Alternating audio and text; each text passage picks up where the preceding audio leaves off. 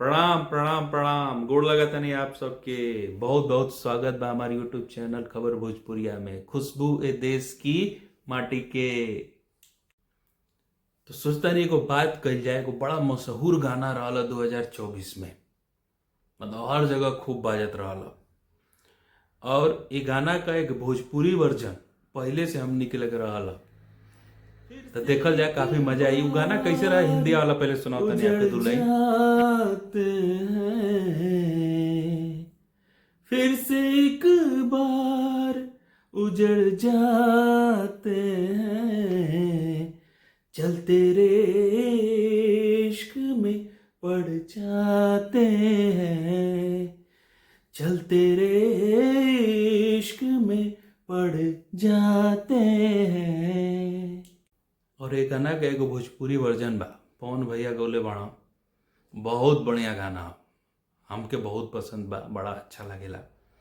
तो दो लाइन गुनगुनाओ तनी, आनंद लीजिए आप लोग। हम तोहरी प्रीतिया में दिल के दुनिया लुटा दे ले बानी, हम तोहरी प्रीतिया में दिल के दुनिया लुटा दे ले बानी। तू माना न माना ए रानी, तू माना न माना ए रानी, तोहके आपन बना लेहले बानी, हम तोहरी प्रीतिया में दिल के दुनिया लुटा दे ले बानी।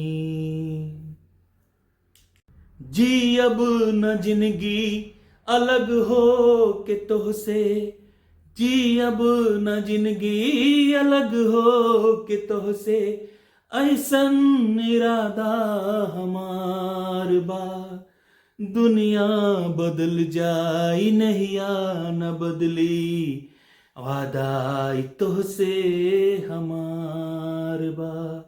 जी अब न जिंदगी अलग हो के तोहसे, ऐसन इरादा हमार बा, दुनिया बदल जाई नहिया न बदली, वादा तोहसे हमार बा। तू माना न माना ए रानी, तू माना न माना ए रानी, तोहके आपन बना ले बानी, हम तोहरा प्रीतिया में दिल के दुनिया लुटा दे ले बानी।